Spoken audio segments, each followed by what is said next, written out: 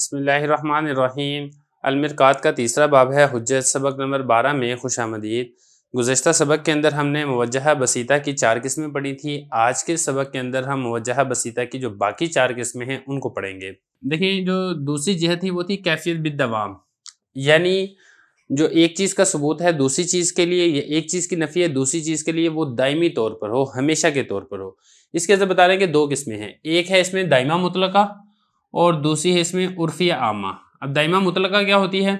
دائمہ مطلقہ اس کو کہتے ہیں کہ جب تک ذات موضوع موجود ہے تب تک ایک چیز کا ثبوت دوسری چیز کے لیے دائمی طور پر ہوگا، یا اسی طریقے سے جب تک ذات موضوع موجود ہے اس وقت تک ایک چیز کی نفی دوسری چیز سے دائمی اور ہمیشہ ہمیشہ کے لیے کی جائے گی۔ مثال دیکھیں اس کی، کل فلک متحرک بالدوامی، فلک، ہر فلک وہ حرکت کرنے والا ہے دائمی طور پر۔ اب یہاں پہ دیکھیں، جب تک فلک، یہ ذات موضوع ہے، اس کے افراد موجود ہیں تب تک اس کے لیے ثبوت کیا جائے گا حرکت کرنے کا دائمی طور پہ۔ جب تک فلک کے افراد میں سے کوئی فرد موجود ہے یا سارے افراد موجود ہیں تب تک وہ دائمی طور پہ حرکت کرتے رہیں گے۔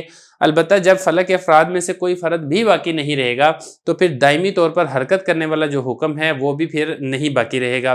یا اسی طریقے سے لا شیء من الفلک بساکن بالدوامی۔ اب یہاں پہ دیکھیں، فلک یہ موضوع ہے، اس کے اوپر حکم کیا لگ رہا ہے؟ ساکن ہونے کا۔ اس حکم کی نفی کی جا رہی ہے ساکن ہونے کی۔ اب یہ دیکھیں، جو نفی کا حکم لگ رہا ہے دوسری چیز کے لیے، یہ دائمی طور پر ہے۔ کب تک؟ یہ دائمی طور پر اس وقت تک حکم لگے گا جب تک فلک کے افراد پائے جائیں گے۔ جب فلک کے افراد میں سے کوئی فرد باقی نہیں رہے گا تو پھر ساکن ہونے کی جو نفی کا حکم ہم لگا رہے ہیں یہ بھی باقی نہیں رہے گا۔ یہ تو ہو گیا دائمہ مطلقہ۔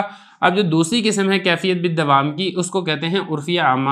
اب عرفیہ عامہ کیا کہتے ہیں؟ لیکن میں آپ کو ایک بات اور بتا دوں کہ یہ جو ہے نا، یہ قسم ہے کیفیت بالدوام کی۔ کیفیت کیا ہوتی ہے؟ دیکھیں، وہ کیفیات تھی، 4 جہات تھی، ان کو کیفیات کہا جاتا ہے۔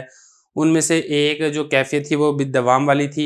یہ ساری کی ساری تفصیل سبق نمبر 10 اور 11 کے اندر ہو چکی ہے، تو سبق آپ کو صحیح طور پہ سمجھ اس وقت آئے گا جب آپ سبق نمبر 10 اور 11 کو صحیح سے سمجھ لیں گے، پھر آپ کو اس سبق کی سمجھ آئے گی۔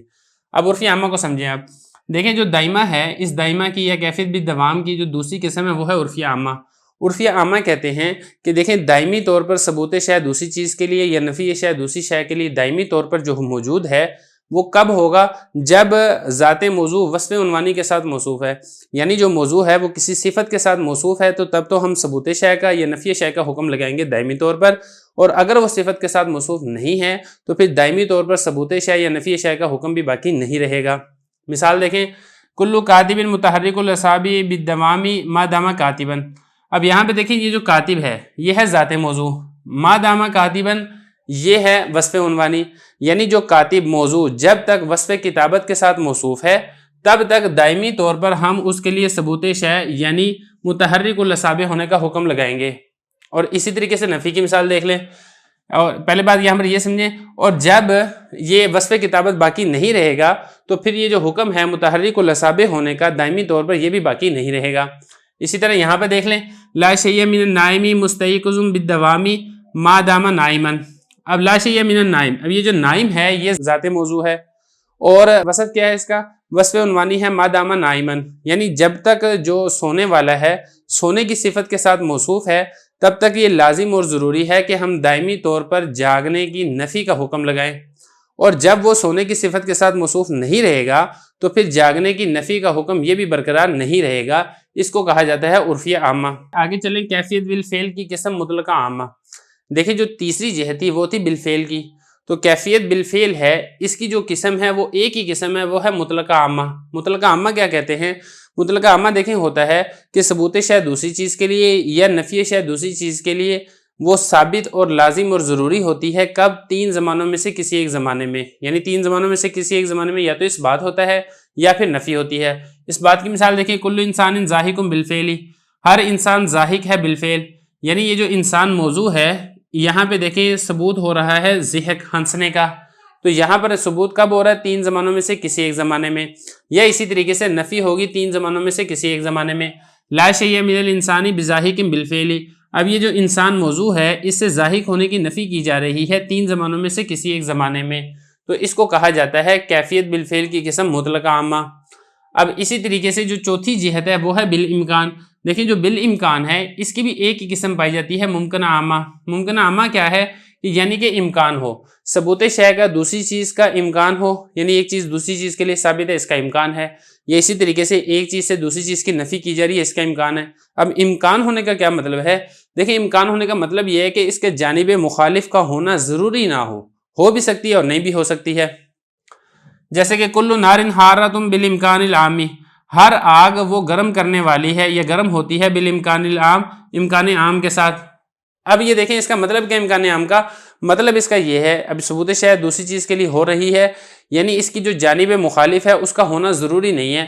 یعنی یہ والی بات ضروری نہیں ہے کہ آگ ٹھنڈی ہو بھی سکتی ہے اور نہیں بھی ہو سکتی ہے، جیسے کہ حضرت ابراہیم علیہ السلام پر آگ ٹھنڈی ہو گئی تھی. یا اسی طریقے سے لا شیء من النار ببارد بالامکان العام.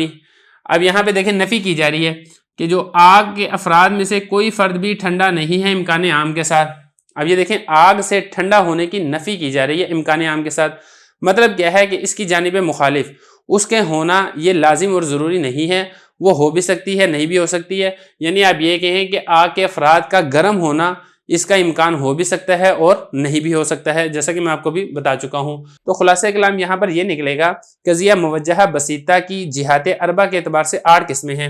وہ کون سے 8 قسمیں ہیں؟